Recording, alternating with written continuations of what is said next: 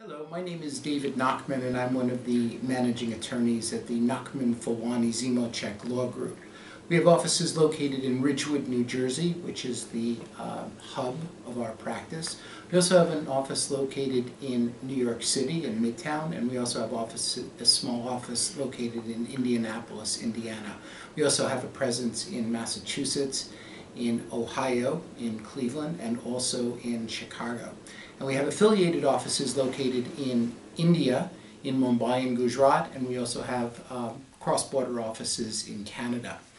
This morning what I'd like to talk to you about is what's called the EB-5 visa classification. The EB-5 is a green card classification for investors, and it's not to be confused with the E2 investor visa, which we've talked about in prior videos. The E2 investor visa could, in some cases, be a bridge to an EB-5.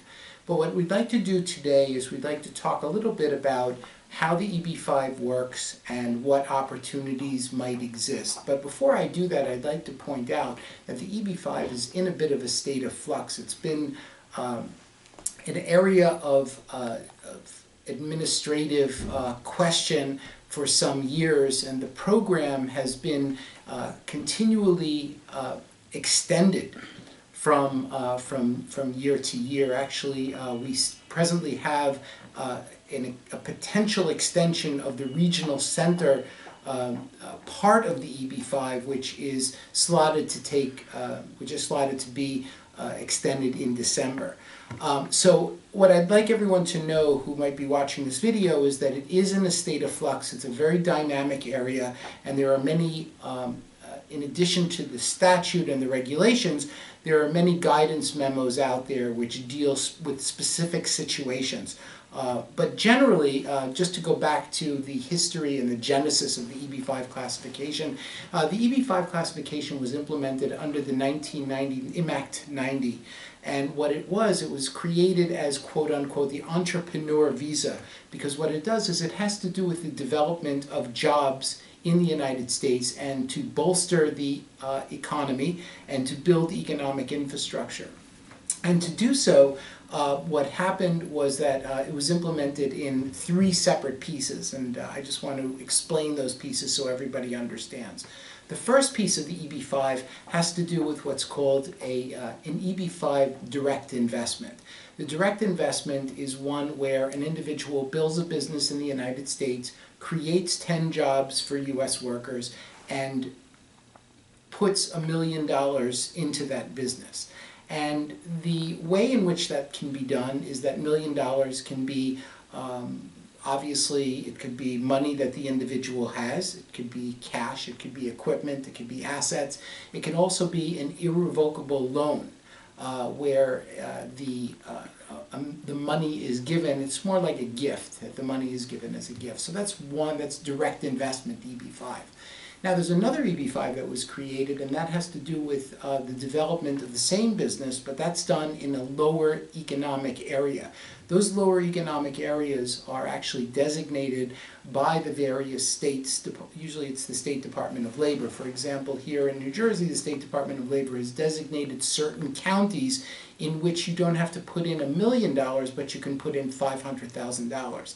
And the business has to be located in those counties. For example, just off the top of my head, Passaic in New Jersey is considered one of those counties, and also some areas like Camden, where there's a recognition that those are lower economic areas, or areas where we don't have as much job growth. So again, those are designated by the states.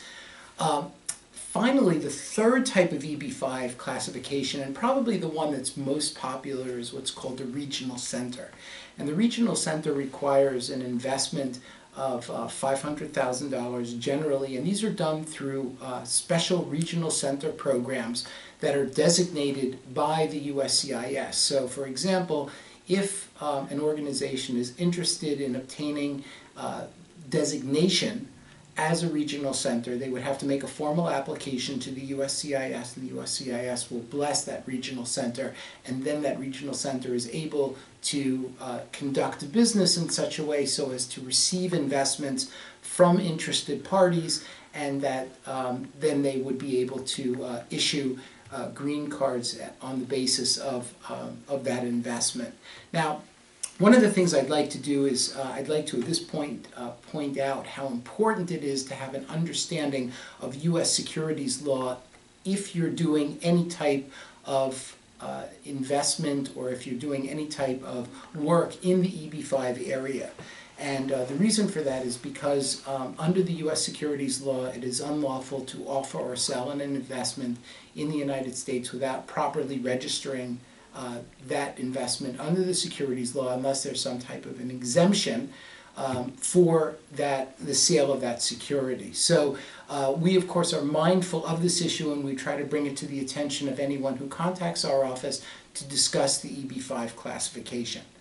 Now, with regard to the investment itself, individuals will contact our office and they'll ask us which might be better, to do a direct investment or to go through an EB-5 regional center. And there's really no cookie-cutter answer with regard to which type of EB-5 investment might be better for you. It really depends upon what you're really trying to do. So for example, there are some individuals who are coming from certain cultures who they know and can do business in the United States, and maybe they are doing business in the United States, and maybe they're buying a troubled business in the United States and making an investment into that troubled business and saving jobs for U.S. workers, and that may qualify as an EB-5 type of investment, which would qualify the individual to be able to file for the green card. But there's no cookie-cutter answer to say which one would be best for you. It's sort of an analysis, it's a holistic analysis that we would do. We would want to sit down and try to explore with the individual or individuals who are coming to us which type of investment strategy might be best for them.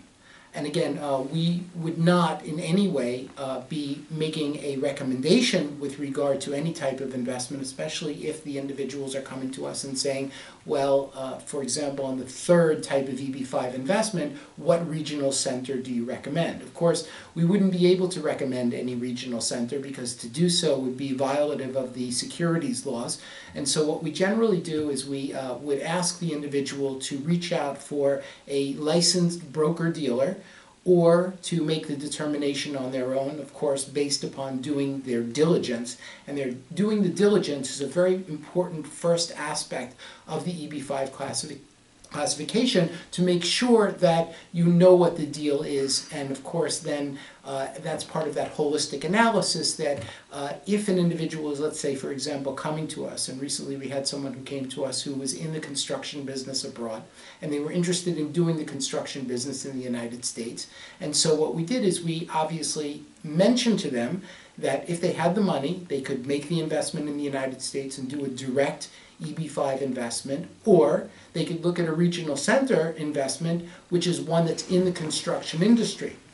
And if they did that, of course, they would have a leg up because they know exactly how to determine whether or not that type of regional center would or would not be successful in the future. So they have an ability to do an optimization analysis, unlike other people who, let's say, were not at all involved in that business. There are also various cultures that do not understand business in the United States, or may not even be interested. They may just have the money and want to put it in, and they don't care that they might not be getting a yield over, let's say, the 3 or 3.5 years that it might take for them to process the EB-5 classification. Many of those are, we tend to find, happen to be the Chinese who are making inquiries with regard to the EB-5, and they have the money and they'll put it in. And it's very difficult for them to do business in the United States because they don't understand the business culture. Now, some of them do. That's not to say all of them don't understand, but many of them are just interested in the green card alone. So the EB-5 Regional Center becomes a very key strategy for them to be able to pursue the green card. The EB-5 classification starts with an analysis, at least from our office's standpoint, of what's called the source of funds. we do a source of funds analysis because it's very important. It's an important part of the EB-5 classification for the government to understand where the funds are coming from, and that the money is what we call white money or clean money. And so we have to clearly demonstrate source of funds, which could be from bank accounts, it could be from, tracing the funds step by step. In this scenario of, let's say, a gift, we would want to show how the money ended up in the hands of the individual who's giving the gift, that it didn't come by some method that's ultra-virus, that the money came to the individual who was given the gift, and that that gift, of course, is an irrevocable gift and not a loan. So these are some of the things that go into the analysis, and especially when you're dealing with certain countries in the world where source of funds could be coming from a place that's ultra-virus. And what I mean by that is, for example, if the monies came into the hands of the individual where it was taken from an organization without taxes having been paid on those funds, that might be deemed by the U.S. federal government as being ultra-virus. So that's part of the source of funds analysis that we would have to do.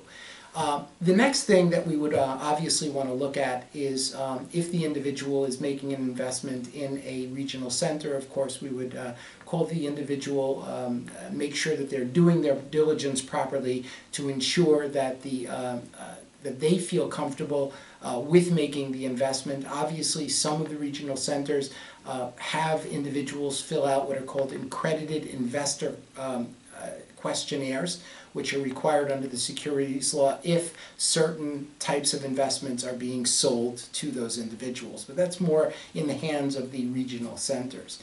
So that's the way the case would work. The application is made on an I-526 form. It's made to the USCIS. Generally, it takes about a year for that application to be processed. Once the initial green card is granted, it's granted on the basis of what's called conditional residency, where the individual has to go back 90 days prior to the second anniversary to seek to lift the conditions and to show that the investment is still a valid investment. So that's the way the case generally rolls out. If you or any member of your staff, your friends, your family have any questions with regard to how the EB-5 classification works, please feel free to call any of the lawyers here at our office. We'll be more than happy to assist you with regard to giving you white papers or guidance on the EB-5 classification. Of course, again, we cannot recommend any investments.